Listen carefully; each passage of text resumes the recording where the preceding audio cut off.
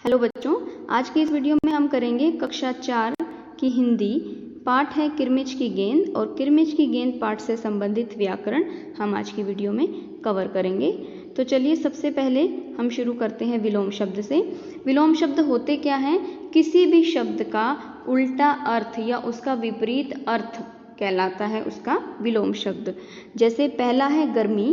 गर्मी का उल्टा क्या होता है? सर्दी, है ना। तो गर्मी का विलोम शब्द हो गया सर्दी।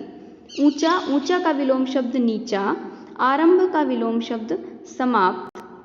बंद का विलोम शब्द है खुला। नई का विलोम शब्द पुरानी। ईमानदार का विलोम शब्द बेईमान। फिर है नीचे। नीचे का विलोम शब्द है ऊपर। बाहर का विलोम शब्द अंदर। कठिन, कठिन का विलोम शब्द है सरल। खोना, खोना का अर्थ हो गया विलोम शब्द इसका पाना। और मजबूत का विलोम शब्द कमजोर। पीछे का विलोम शब्द आगे। और उठकर का विलोम शब्द हो गया बैठकर। ठीक है। अब विलोम शब्द के बाद हम करेंगे वचन बदलो। वचन बदलो में एक वचन यानी किसी एक चीज़ को हम बहुवचन में बदल देते हैं, बहुत सारी चीज़ों में कन्वर्ट करते हैं। तो चलिए शुरू करते हैं। पहला विलोम वचन बदलो है छुट्टी। छुट्टी का वचन बदलो छुट्टियाँ। कहानी, कहानी का वचन बदलो हो गया कहानियाँ। क्यारी का वचन बदलो क्यारियाँ। भिंडी, भिंडी का वचन बदलो भिंडियाँ। खिड़की का वचन बदलो खिड़कियाँ। सब्जी का वचन बदलो सब्जियाँ। ठीक है। अब आप यहाँ पे एक बात ध्यान दीजिए, इन सभी शब्द के पीछे क्या है?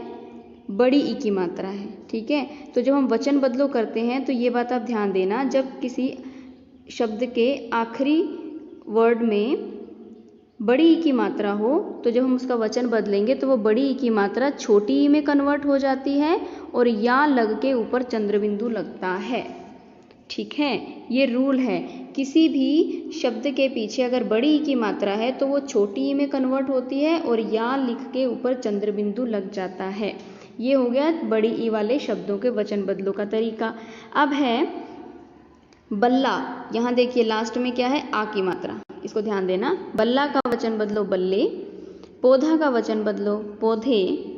बगीचा का वचन बदलो बगीचे। तो यहाँ पे क्या है? आ की मात्रा है, इधर भी आ की मात्रा और यहाँ भी च में भी आ की मात्रा है। तो आ की मात्रा वाले शब्दों को जब हम बहुवचन में बदलते हैं तो उनमें क्या लगती है? ए की मात्रा। वो ए की मात्रा में कन्वर्ट हो जाते हैं। जैसे बल्ला बल्ले, पौधा पौधे और बगीचा बगीचे, इन सब में ए की मात्रा लग गई। ठीक है। अब एक और तरीका है आँख। इसमें ख में कोई मात्रा नहीं है। ठीक है। आँख, आँखें, ये भी ए लग जाएगा, ए की मात्रा हो जाएगी। अब आप कहोगे ऊपर वाले इन तीनों में भी ए की मात्रा है, यहाँ भी, लेकिन इसमें चेंज क्या है? इसमें ए की मात्रा के साथ बिंदु लगता है, आँखें। ठीक है। किताब, किताबें, बिंदु। ठीक है, ध्यान देना। गेंद, गेंदें, बिंदु। ठीक है। मशीन, मशीनें, इसमें भी ए की मात्रा के साथ बिंदु लगा है। ठीक है। तो ये तरीका है बड़ी ई की मात्रा वाले छोटी ई में कन्वर्ट होके यहाँ पे चंद्रबिंदु, और जहाँ पे आ की मात्रा है वो ए की मात्रा में बदल जाएंगे और जिस पे कोई भी मात्रा नहीं है वो ए की मात्रा के साथ बिंदु लग जाता है उसमें। ये हो गए वचन बदलो। अब हम करेंगे पर्यायवाची शब्द। तो इस पाठ में जो शब्द आए हैं उनके पर्यायवाची हम लिखेंगे। जैसे पहला है घर। घर के पर्यायवाची हो गए ग्रह, सदन, भवन और निवास। पेड़, पेड़ के पर्यायवाची वृक्ष, तरु, पादप और विटप।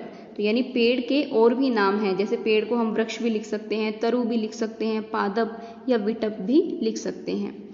फिर है तुरंत। तुरंत के पर्यायवाची यानी कि इसके बहुत सारे अर्थ हैं। पर्यायवाची का मतलब समानार्थक शब्द। तो तुरंत के और कौन कौन से अर्थ हो सकते हैं? शीघ्र, झटपट, फौरन, तत्क्षण, तत्क्षण यानी उसी क्षण, उसी पल, तुरंत। बगीचा, बगीचा का अर्थ हो गया बाग, उद्यान, उपवन और वाटिका। तो इसके पर्यायवाची हो गए क्या? बाग, उद्यान, उपवन और वाटिका। नेक्स्ट है दरवाजा। दरवाजे के पर्यायवाची किवाड़, द्वार, कपाट और फाटक। ठीक है। मतलब, मतलब के पर्यायवाची हो गए अभिप्राय, अर्थ, तात्पर्य, आशय। इन सभी का अर्थ क्या हो गया? मतलब। ठीक है, तो ये हो गया पर्यायवाची शब्द। अब हम करेंगे पाठ में आए युग्म शब्द छांट कर लिखिए। तो बच्चों, युग्म शब्द वो होते हैं जिनके दो शब्दों के बीच में योजक चिन्ह लगता है। योजक चिन्ह होता है ये, ठीक है, इसको योजक चिन्ह कहते हैं। जैसे अपने अपने, हरे हरे, ढूंढते ढूंढते, ऊंचे ऊंचे, जल्दी जल्दी। ठीक है, अब नेक्स्ट है कौन कहाँ रहता है। घूस, क्या घूस गौशाला में रहता है? नहीं, पाठ पढ़ा है ना आपने। घोड़ा, गाय, शेर, भैंस और पक्षी। तो अब हम क्या करेंगे, इनको मैच करेंगे। ठीक है, तो घूस कहाँ रहता है? घूस रहता है गड्ढे में। घोड़ा कहाँ रहता है?